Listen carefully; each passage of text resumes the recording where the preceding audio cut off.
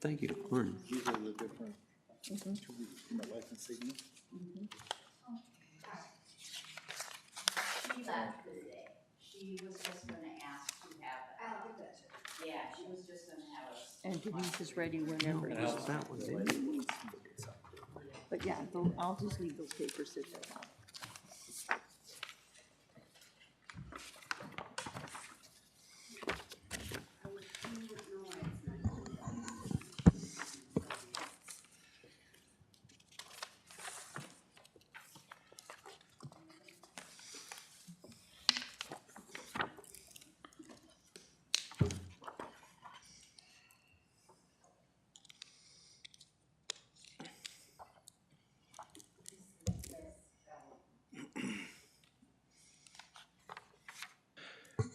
Well, welcome back, everyone. We're back from our intermission. At this time, we're going to move on to our last agenda item. I think it was 10 something?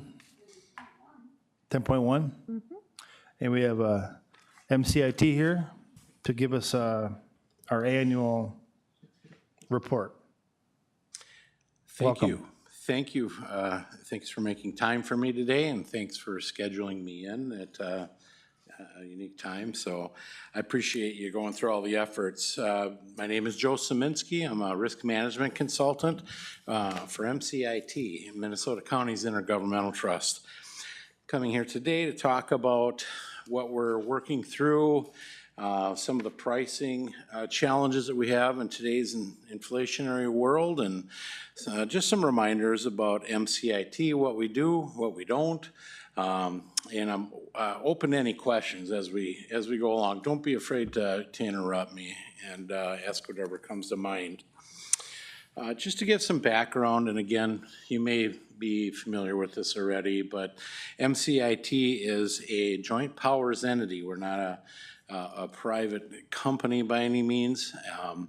We provide risk management and claims coverages for the counties, 81 of the 87 counties, and another approximately 400 associated members like ag societies and historical societies and SWCDs. Our coverage is tailored to government operations. And as I mentioned before, we're not from the private insurance industry.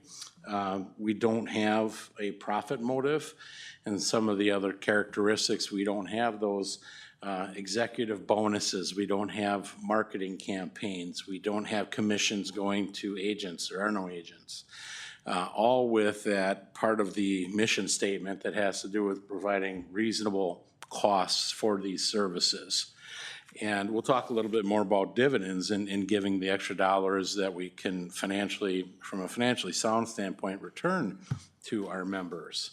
So our contributions are priced to provide enough funds to cover the claims and our services while not over collecting.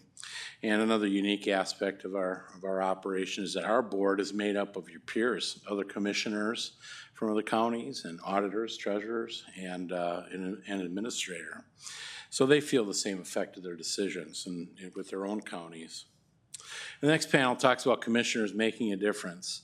We encourage you to encourage a lot of the programs that we run. Some of the things that you do on a regular basis, this isn't necessarily a list of things to start doing. You're already doing these well, but learning how coverages apply before you're making your final decisions. If you run into a scenario where you're not quite sure about the coverages from MCIT, don't hesitate to contact us. We can help you out with that. Having your contracts reviewed by the county attorney's office is something that is vital to the risk management effort to try to prevent losses moving forward. And you do a good job of that. It's just a matter of continuing to do that. Our risk management team, myself for Todd County and others, can also review some unique situations for contracts and the risk management aspects of that if you need. I always want to encourage the staying alert for the cyber events, data security and cyber threats. That's on the front of everybody's mind, I think. At all times, it's quite a battle that everybody's up against there.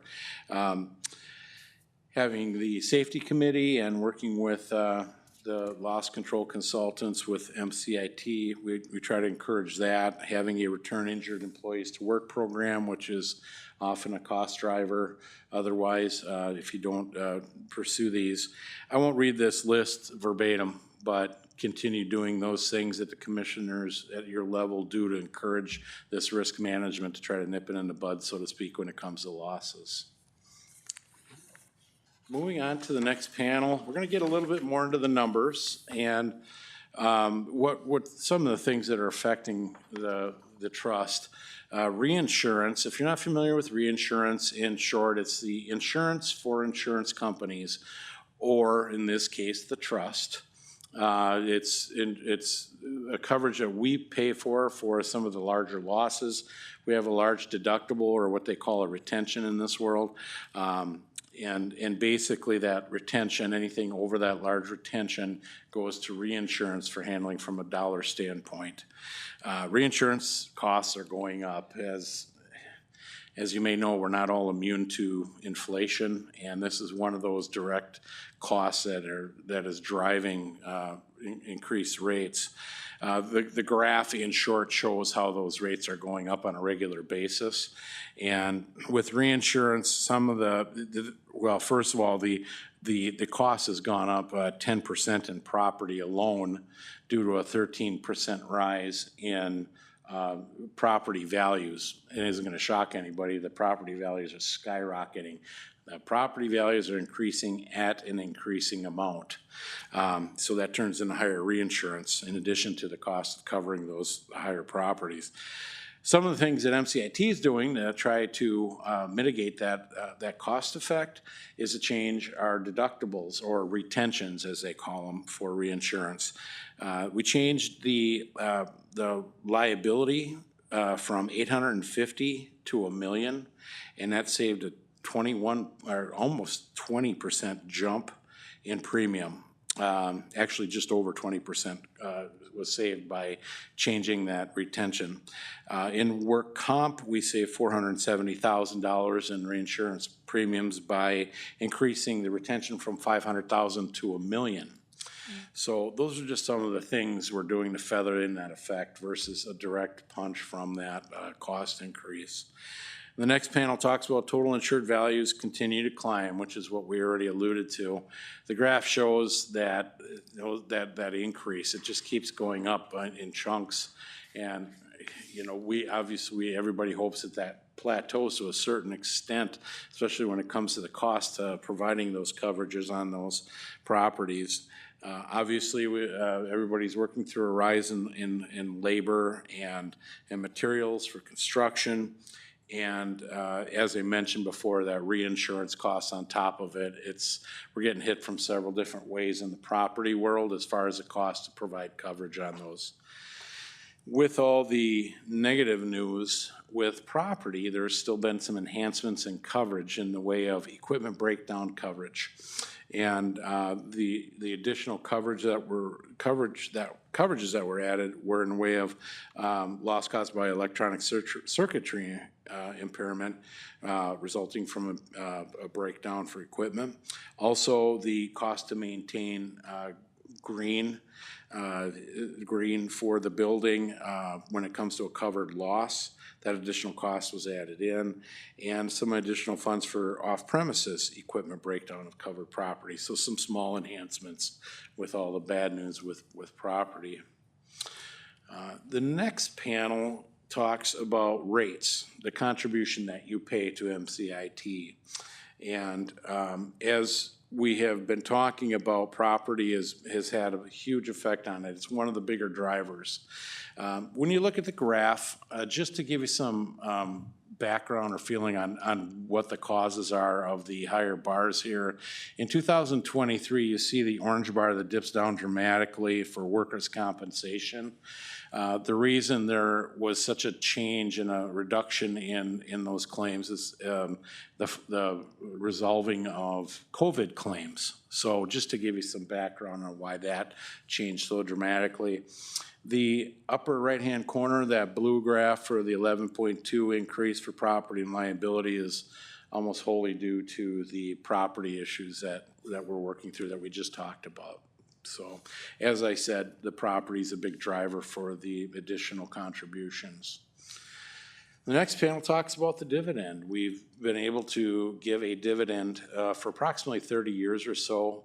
When the actuaries give us the okay and say that we're financially sound, we can give money back. As we talked about, we're not profit motivated. We don't need to keep that dollar. We want to get that back in the constituents' hands, so to speak. And that shows a solid return for the county for 2024. Any questions? I'm kind of moving quickly with respect to time, but if you have any questions, again, feel free. So these Yeah. numbers are, these are for all of MCIT. Yeah, I'm sorry I didn't clarify that, but yes, you hit the nail on the head. These are trust-wide, and a couple panels will talk about workers' compensation for the county. That is specifically for the county. We'll talk a little bit more about that. So who are the reinsurers? Like what companies? Well, are let me those? think here. They change occasionally. You got Travelers for property, CRL for cyber, the work comp is through the state fund. Trying to think, I think CRL's liability and for cyber. So, and travel, I know Travelers is still on the property, so. Good questions, thank you. The cyber piece, if you look at the graphic, it says a lot of what we're gonna be talking about here. In short, the lower graph talks about, or just shows that the number of claims is trending upward. I don't know if that's gonna shock anybody. The higher number, or the higher line in the graph is important to look at. There was a huge spike in 2023. And then we see a positive trend moving downward on the total dollars of claims. Just to give you some background on that, the drop is almost totally in respect to a lowering of ransomware claims. That's the biggest driver for that drop. And we give credit to our membership, to all of our members, putting a lot of effort into trying to stop these claims. A lot of the claims, somewhere in the area of 90%, give or take, a few percentages, start from email of some sort. And I think all of our members have done a good job in securing their data, securing their emails with email filtering, and also, very importantly, training their employees to avoid clicking on the wrong things to get access, which is how a lot of these bad actors are getting into the systems. So that's more of a compliment to our membership. This is something that'll change every year. These cyber criminals are good at what they do, and they'll find a way in, and there'll be a new challenge right around the corner, and it's something that we all have to take seriously. Now moving forward, I don't see any end to that. So, but some good signs of what's happening here as far as trying to nip that one in the bud. The next panel talks about the workers' compensation claims and how they affect your contribution. So we use what we call a mod rate to figure out, it's a formula that we use to figure out your contribution for workers' compensation coverage. It considers your experience with claims, your number of claims and cost of those claims, and the amount of payroll. So it's custom fit to your group of employees through the employees' class codes for their positions. Anything over 1.0 is maybe an opportunity for improvement, moving to the negative side of things. Anything under 1.0 shows that you're doing a great job. 1.0 being the average or the expected amount of those workers' compensation claims. Anything under 1.0 is great, and if you look at your number, you're at 0.853. That's a phenomenal number, and if you look at your history, just as important, consistently under 1.0, kudos to a lot of hard work in the area of safety. That's a pat on the back for the county to show exactly what they're doing, and that they put safety on the forefront, and it's important to get their employees through day to day without incident. So, any questions on that? Okay, the next panel here, we're gonna go back, we're kind of bouncing back and forth here. This again is for the trust, not for the county. just so you know, the workers' compensation and casualty and property claims. This just gives some background of what's happening. The sheriff and jail claims, I'm gonna just go to some of the higher numbers that come up here. In the upper side, the workers' compensation for sheriff and jail, in appearance, it's a higher number, yeah, but in short, not necessarily a trend as much as acknowledging that it's a very physical job, 24/7 job, and to be expected to a certain extent. The auto on the lower end for casualty and property, the auto claims is a higher number, but a lower number per incident. Part of what we absorb is as far as the unique setup for our coverages for our members. The law enforcement liability, it's a higher number per claim, and I don't know that that's going to shock anybody necessarily. It's the environment that we're in recent years. Moving forward, we're going to talk a little bit again about some of the value adds of working with MCIT in comparison to, again, to the private insurance world. Some things you're not going to necessarily get with private insurance. The knowledgeable consultations from risk management and loss control. We have a pleasure working with all the individuals at the county on a regular basis to try to reduce and sometimes completely eliminate claims in several areas. With the resource-rich website, I do encourage you to take a look at this if you haven't already. I sell this quite a bit because it's pretty well it's pretty well maintained and updated, that there's a lot of different subjects to look at all levels. Open meeting law, remote for open meeting laws and all the different things that come about that way.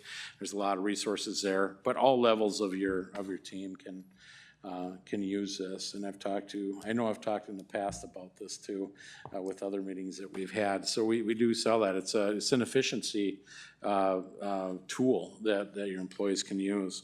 Other programs and services, the Employee Assistance Program, you have some moderate usage of the Employee Assistance Program to help your employees with their issues.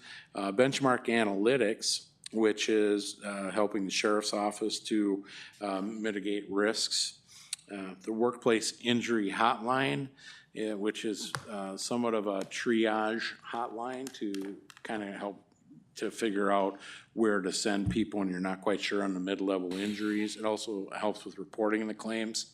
The Minnesota Safety Council membership is included with MCIT membership. We work with Hartford Steam Boiler to our HSB to provide coverage for the equipment breakdown, and they handle those claims for us, but they also include pressure vessel inspections that are required by the state. Relevant training, we work with our members for seminars and webinars that we hold, and we also inform you about associations that we work with that hold those. Provide speakers for on-site training. And the Peace Officer Accredited Training Online, or Patrol, you have an absolutely phenomenal number enrolled. You have 50 enrolled from the Sheriff's Office for that. That's a really good number, so good work on that. And we also include defensive driver training through the for the Minnesota Safety Council. So that concludes what I had to talk about today, and I am open to any questions you may have.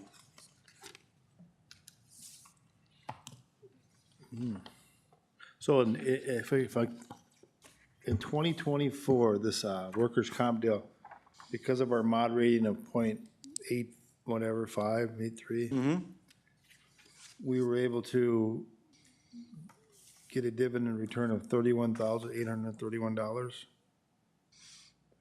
Trying to see where you're at here. I'm in this panel right here. Oh, the dividend. The dividend, yes, okay, I'm sorry. Yeah, it was based on work comp only, so. I'm sorry, yeah, workers' comp. What that's saying is the dividend that was returned was because of success in the work comp end of things.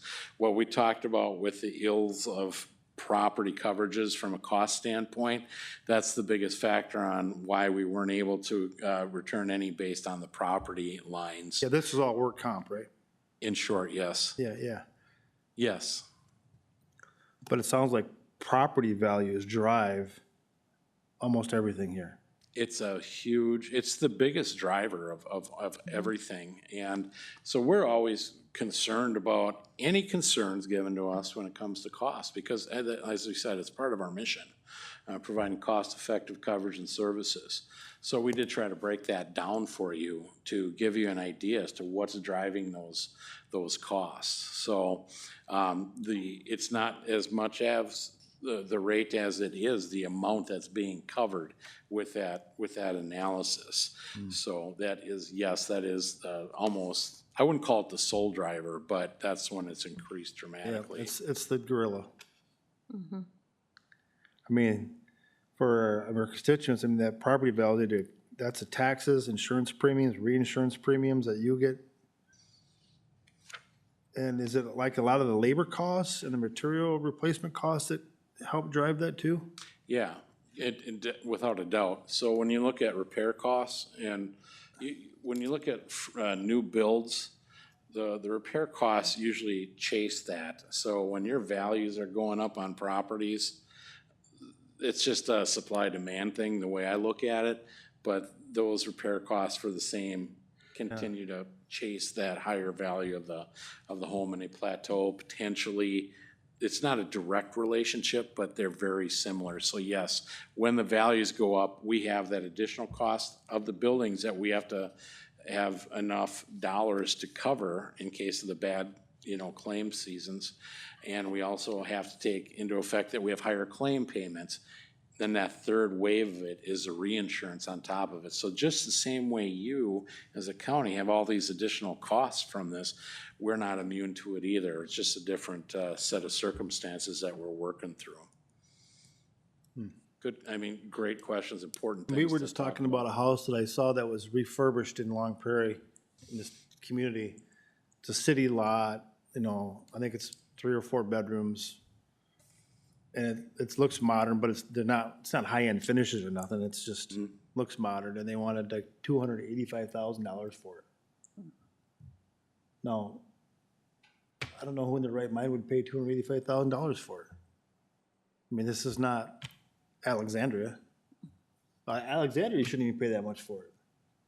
So, do you think as this market potentially corrects itself, so, comparable home sales would also drive values as we assess them, that as it corrects, hopefully corrects? Hopefully corrects, I think. Because at the end of the day, the supply and demand does drive it, but, there's no way 5 or 6 years ago that house would, that'd have been like $135,000 house. We're seeing that. It's like tripled. I think within all of Todd County. Yeah. We're seeing in the northern part of Todd County too, where these houses that are going up for sale are just, So if there were yeah.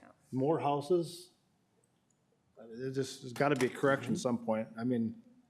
I agree with you. If there is, Lake Shore is one thing, and, farm, tillable land is another thing. There's only so much of that out there, but, city lot with a 3-bedroom house on it in Bertha or Long Prairie or Secus is different. It's shocking at times. And wherever you are, whether it's a higher value, lower value, metro, rural, everybody's getting hit with this. And that's why we want to make sure that you're aware that this is statewide, membership-wide, and it's frustrating when you see things shooting up to that degree, because it's hard to adjust in the short run for that. It really is. And the line graph is looking more like a hockey stick than a line graph, right? It's starting, when does the plateau come? It is a challenge. And unfortunately, we're not able to, from a cost standpoint, toy with that. We have to pass that on to our members. That's the unfortunate part about it. I would expect, and I'm no expert on that market in general, but I would expect at some point it's got to correct, plateau, and move into a more reasonable. And then the word retention, it refers to actually deductible, right? Yes, yep, I want to, just as a reminder. Yeah. I try to spell that out, but so you might know if you're familiar with MCIT that we also have different labels and words that we use in comparison to the insurance market. It's contributions, it's not premiums, you know, that type of thing.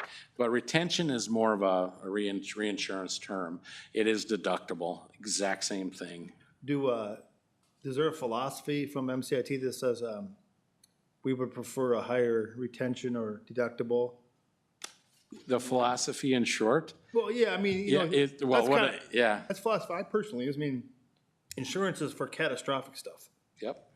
And if you have the ability to pay for broken window, you can pay for broken window. Now my house burns down.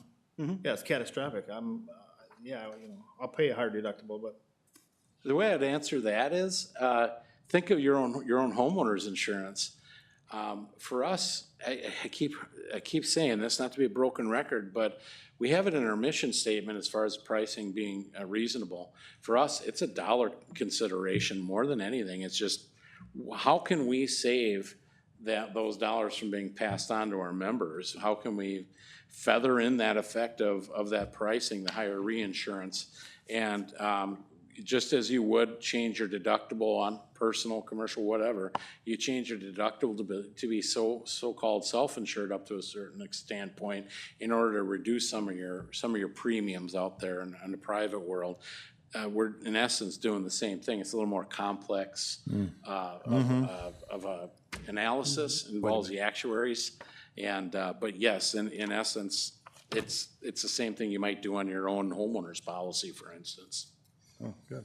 Joe, if I can ask, will we see an increase due to all of the storm damages that are happening lately? I personally have heard that Minnesota is like second in the nation of claims because of storm damages, and people are seeing 45 to 50% of their homeowners insurance going up.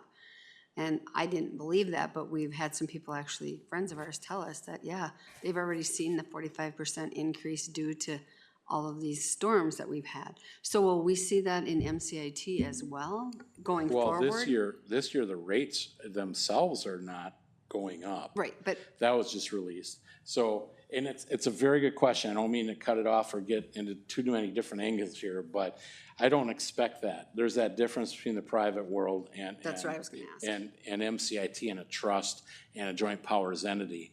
There's profit motive that's built into that extreme pricing. And I question it myself because I want to raise my hand, myself included, with private world costs. You know, it's shocking how much they've gone up with property. Minnesota has historically, in the property world, been on the high end for property claims. And that environment changed, and don't quote me on the direct reason for it, but handling property claims in my day, the storms of 1998 changed the laws and the market, not only for just the state, but in the Midwest, and that's a ripple effect. But that gigantic storm system there's two of them that happened in 2 weeks in 1998, had a huge effect on the claims market for homeowners' property. And and I know for a fact that in general, that is a huge driver, and it continues to be.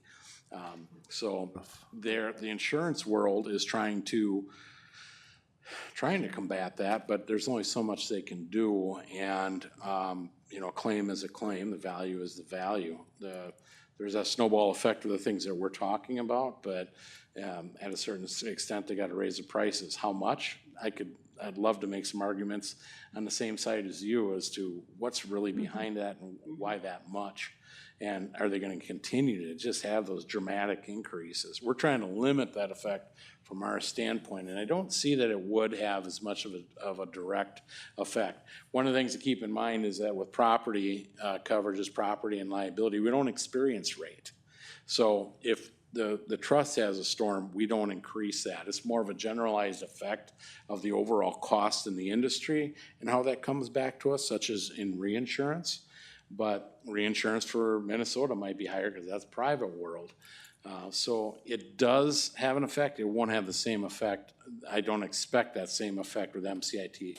Part of it is because we don't experience rate. We do get claims, you know, all over the state, small batches, some bigger batches. We had quite a big hit in 2023. Several reinsurance claims for large losses and storms, but I don't expect this storm system, for instance, that came through, to have a direct effect because of the fact we don't experience rain. Okay, thank you. That question is, it's so easy to get off in so many Different different areas and tangents. tangents, because there's so much that goes into all that. So Sure. that's what we're trying to do, is to give a general understanding of the factors that go into it, and from our analysis, what really affected the trust and the increases that we've seen. So appreciate your patience on all the chatter about that. All right, thank you. We're good? Okay, thank you very much, I Joe. really, truly appreciate your time, so Yeah. thanks for Thank making you. Good to see you, Joe. Thanks Yeah, for all you good do. to see you. Okay, that would be the last item on our agenda for the day. So at this point, I would call for motion to adjourn, I will make a motion to recess recess. Recess for the month of August, Yeah. until, We'll recess. August Okay. 19th. till August 19th. I'll second it. Randy's gonna second it, and we're gonna vote. All in favor? Aye. Aye. Opposed? We are recessed.